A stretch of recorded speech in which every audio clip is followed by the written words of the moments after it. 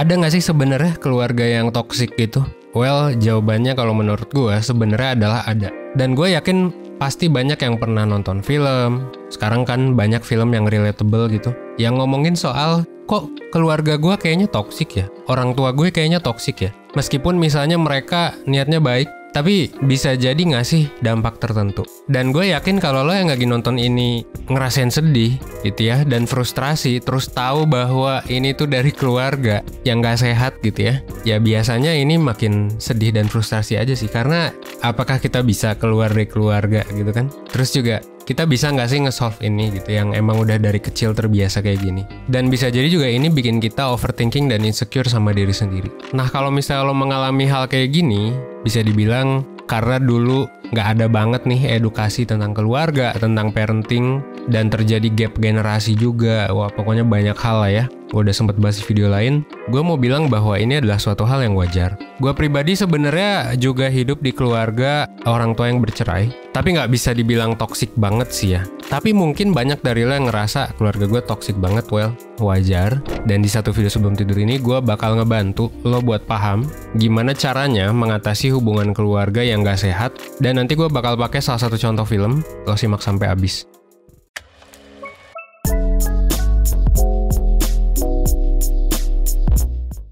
Oke, jadi ada salah satu film yang ngebahas soal keluarga gitu. Dan film ini sebenarnya adalah Encanto. Mungkin banyak dari lo yang belum nonton. Gue pribadi sebenarnya belum nonton, tapi gue udah nge-present ini ya.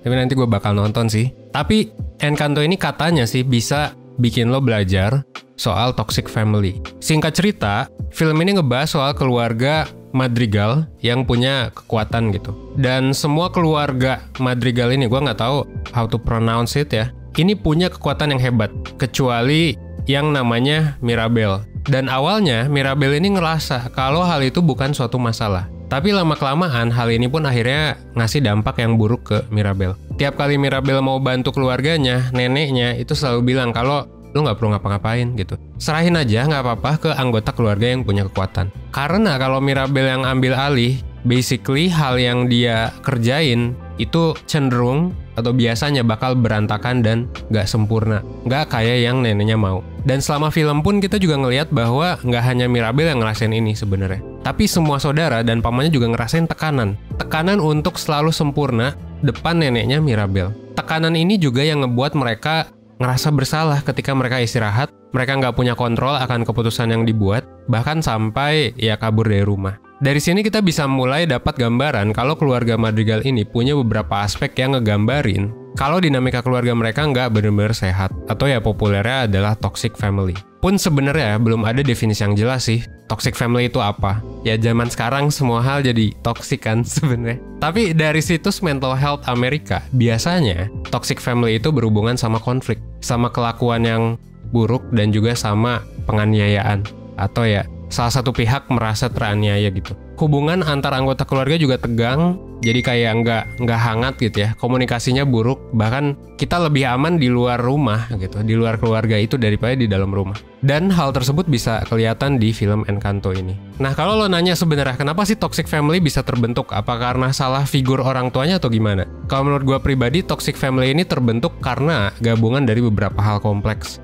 Jadi nggak ada nih penyebab utamanya pasti karena satu hal, tapi dari berbagai pengaruh. Pengalaman traumatis yang dialami figur orang tua juga bisa jadi salah satu alasan. Jadi kalau di film Turning Red, kebetulan gue udah nonton ya, salah satu film bagi, itu kalau misalnya nenek kita ngasih pressure ke orang tua kita juga biasanya itu bakal ngerasa ke pressure dan ngaruh juga ke parenting style-nya dia. Termasuk lo, kalau lo misalnya yang dulunya nggak dikasih kasih sayang dan lain sebagainya, bakal ngaruh ke anak lo. Ya at least kalau lo nggak evaluasi diri ya. That's why di dunia mental health sekarang, film Encanto itu sebenarnya banyak dibahas dari kacamata intergenerational trauma atau trauma antar generasi. Di film ini kita belajar kalau mungkin neneknya Mirabel emang berwatak keras dan ya nuntut tinggi ke semua anggota keluarga. Tapi itu ada alasannya, karena dia punya pengalaman gak mengenakan di masa lalu, kayak misalnya perang gitu ya. Perang tuh artinya desanya diserbu tentara dulu, pindah dengan bawa 3 anak yang masih bayi, dan dia nyaksin sendiri suaminya meninggal di depan matanya dia. Habis kejadian ini, nenek Mirabel diberikan kekuatan yang bikin dia bisa ngebangun dan ngebina desa Encanto ini.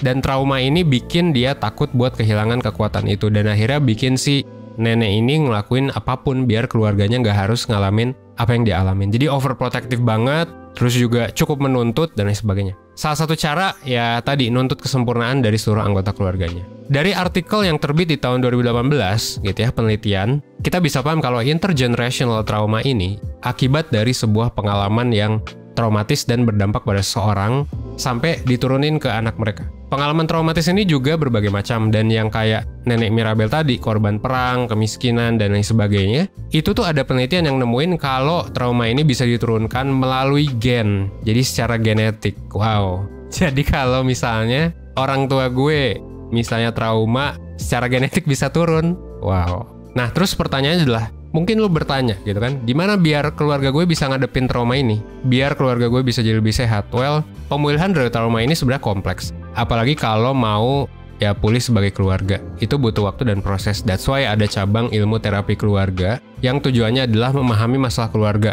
Dan that's why juga di 1% juga kan ada konseling pasangan yang khusus, kan ada konseling biasa yang umum dan lain sebagainya. Nah, ini sebenarnya menggunakan beberapa pendekatan. Jadi pendekatannya ya memang keluarga, dan semua anggota keluarga ya mesti konseling juga sih kadang-kadang ya. Nah, tapi mungkin nggak semua keluarga paham kalau isu yang mereka alami ini memang berat dan memang perlu diselesaikan. Bisa jadi nggak sadar juga ada masalah. Dan ya wajar sih, ya namanya mental health masih tabu juga kok. Tapi bukan berarti nggak ada yang bisa kita lakuin. Jadi jangan ngerasa bahwa lu adalah korban. Again, seperti yang 1% selalu bilang, kalau lu ngerasa ini toxic, ya you have to do something, right?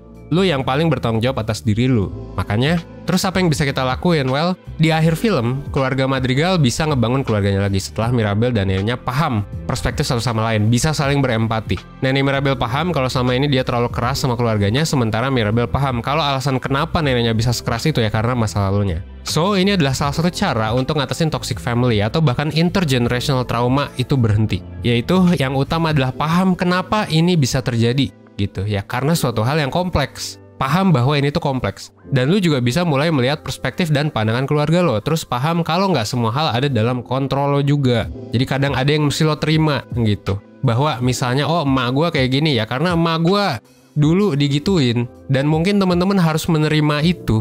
Maksudnya menerima adalah bukan berarti nggak doing something ya. Tapi lu menerima aja itu sebenarnya udah termasuk doing something, bahwa oke, emak gue kayak gini ya gue bakal lebih toleran lah ke dia, tapi gue tetap do something kayak gitu ya. Dan melihat dari perspektif keluarga juga bukan berarti apa yang mereka lakuin itu bener. Kalau salah ya salah. Atau misalnya lu harus maafin banget sekarang juga, nggak juga, mungkin butuh proses juga. Nah, inilah yang namanya healing sebenarnya. Tapi ini bakal memudahkan lu buat paham kalau nggak semuanya adalah salah lu, tapi lu juga bisa do something untuk membuat lu lebih sehat mental ya. Jadi yang paling penting adalah paham gitu. Terus gimana caranya gitu ya untuk ngelatih pemahaman ini, untuk ngelatih empati ini? Well, kalau saran gua, lu cerita aja langsung ke mentor 1%. Karena jujur, dengan cerita kita bisa lebih ngekonstruksiin kepala kita, dengan cerita kita bisa lebih lega, dengan cerita juga kita bisa dapat perspektif dari orang lain juga. Dalam hal ini tentunya yang memang lulusan psikologi. Dan mentor 1% bisa ngebantu lo untuk ngebangun cara-cara buat bisa ngatasin stres dan emosi negatif